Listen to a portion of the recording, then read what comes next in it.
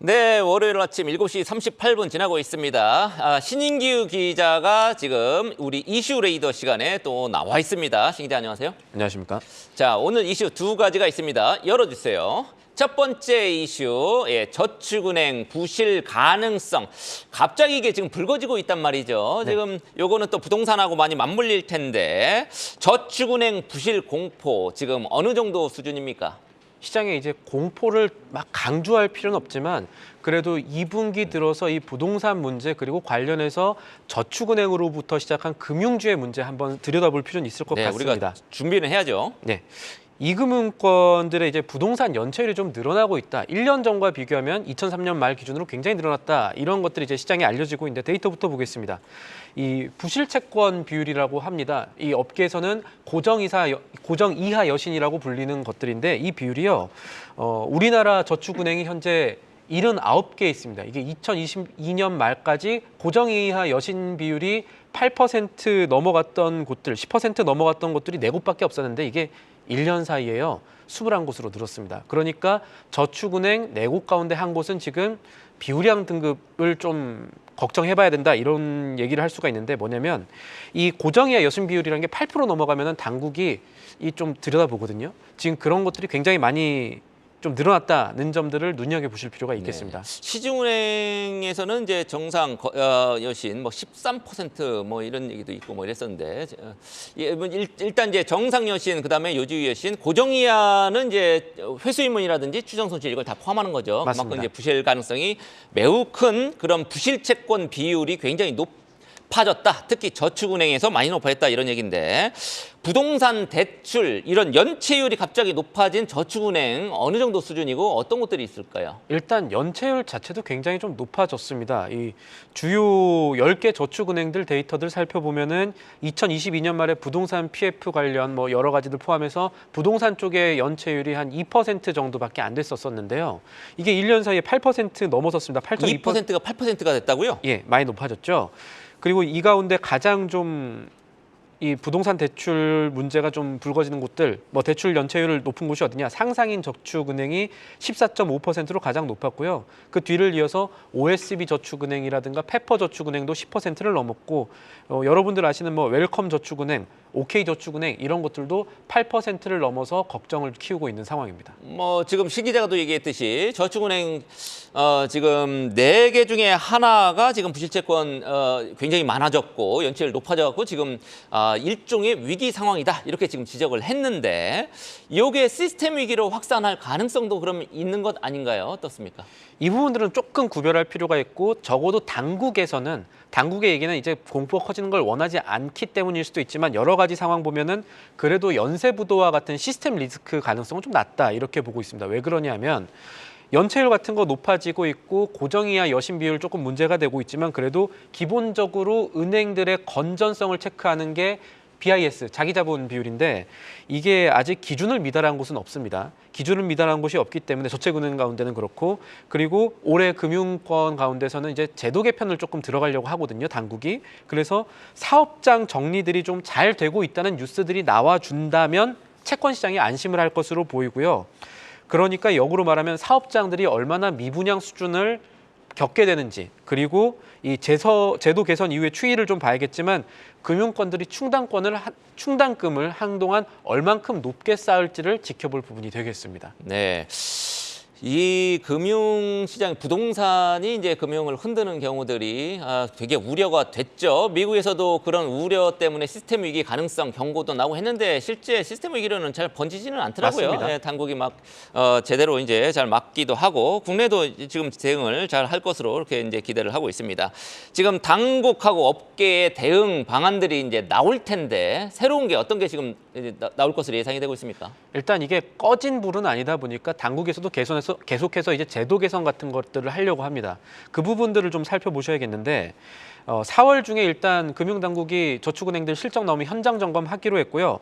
제도 개선 통해서 부실 사업장 정리 가속을 좀 유도한다는 건데 이거는 이런 프로세스로 진행이 됩니다. 이게 상반기 중에 구체화될 것으로 전망이 되고 있는데 현재 얘기 나오고 있는 거는 이 경매, 공매 이쪽 사업장 평가 기준이 좀 바뀔 겁니다. 지금까지 저희가 뭐 CG 준비해 왔는데 보시면은 지금까지는 은행권들이 부실 사업장 같은 것들 평가할 때 충당금을 최대 30% 정도만 쌓으면 법적으로 크게 문제는 없었습니다. 이걸 이제 아까 말씀하셨던 고정 이하 여신 비율이라고 하셨죠. 근데 이 고정 이하 비율이 조금 더 세분화가 됩니다.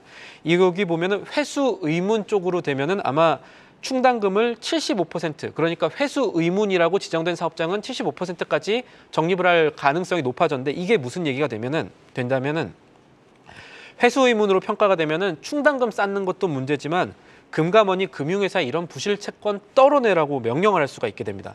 그럼 요 매물들은 어디로 가냐면 NPL이라고 해가지고 부실 채권 시장으로 가거든요.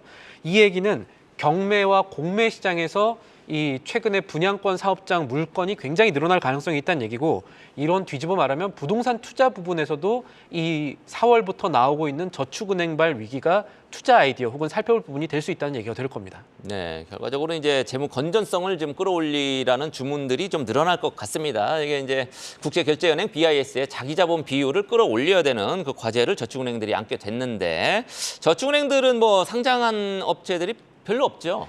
상장사들을 찾는 것보다는 예를 들어서 OK저축은행이 뭐 이제 상장하려는 DGB 갖고 있다는 뭐 이런 얘기라든가 연쇄적으로 금융권 전체에 어떤 영향, 그리고 부동산 업계에 영향을 보시는 게 더 맞을 것 같습니다. 네, 알겠습니다. 자, 두 번째 이슈 보겠습니다. 월요일이니까 이제 바쁘게 가겠습니다. 이번 주에 국내 증시에 영향을 끼칠 만한 주요 일정들을 지금 봐야 되는데, 역시 가장 중요한 게 삼성전자의 잠정 실적인 것 같습니다. 어떻게 나올 걸로 예상이 됩니까? 시장의 이제 컨센서스 FN 가이드들 종합을 해보면은 일단 데이터부터 말씀드리겠습니다.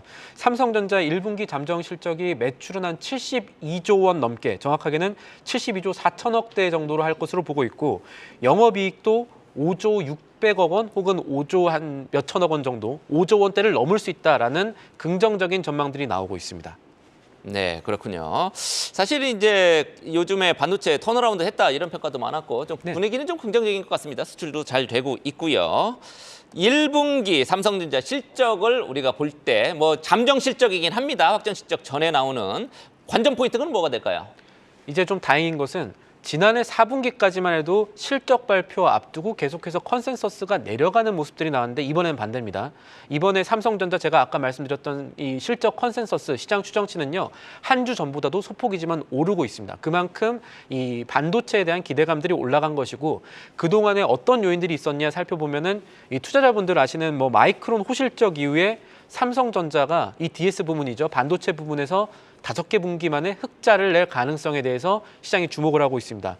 잠정 실적에서는 이 숫자 외에 아주 뭐 깊은 분석 자료가 나오는 것은 아니기 때문에 숫자가 어느 정도 나오는가가 시장에 영향을 미칠 것 같고, 그리고 또 하나 살펴볼 것은 한미밴 반도체와 같은 이제 장비주에 대한 전망들 혹은 기대감이 이 삼성전자 실적과 결부지어서 흐름이 나타날 수 있다는 점이겠습니다. 네, 삼성전자 8만 전자 언제 뚫을지 우리가 계속 지금 고대하면서 이렇게 지켜봤었는데, 네. 한순간에 뚫어버렸어요. 8만 2천 지금 400원이었나요? 금요일에. 네. 예, 지금 안착을 하고 이제 10만 전자 빨리 가기를 바라겠습니다. 지금 키워드에 보면 ALCR이라고 우리가 몇 번 소개를 했습니다. 사실 미국 맞습니다. 아마켓. 요게 이제 개막을 한다는 얘기겠죠? 이번 주에 합니다. 이번 주부터 개막합니다. 현지 시간 5일이고요. 미국의 샌디에이고에서 개최를 하고, 이 3대 암 학회라고 불리는 데입니다. 여기는 근데 다른 데랑 다르게 이 초기 임상 단계에 있는 신약 후보 물질들에 대한 연구 결과들 좀 나오고 있고, 제약사들이 같이 일할 곳들을 찾는, 글로벌 제약사들이 한국 제약사와 손을 잡을 수 있느냐, 아니면 여기서 어떤 긍정적인 사인이 나오느냐, 이런 것들을 좀 살펴보셔야 되는 겁니다.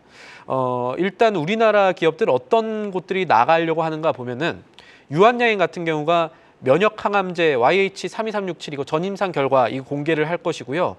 한미약품이 국내 제약사 가운데서는 가장 많은 파이프라인을 이번 학회에서 공개할 것으로 알려졌습니다. 그리고 이것과 함께 HLB 테라퓨틱스나 이 코스닥 상장사들 가운데 뭐 HK 이노엔 그리고 지노맨 컴퍼니, 이제는 그리고 리가캠 바이오로 이름 바꾼 이제 레고캠 바이오, 이런 곳들이 학회에서 연구 결과를 공개할 예정인데, 이 AACR이 관련 제약바이오주 동향에 아마 이번 주 말부터 다음 주까지 영향을 끼칠 수가 있겠습니다. 네, 연초에 좀 달리다가 주춤했었죠. 네. 좀 다시 달려주기를 좀 기대를 하겠습니다. 이번 주 일정 다시 소개 좀 해주시죠.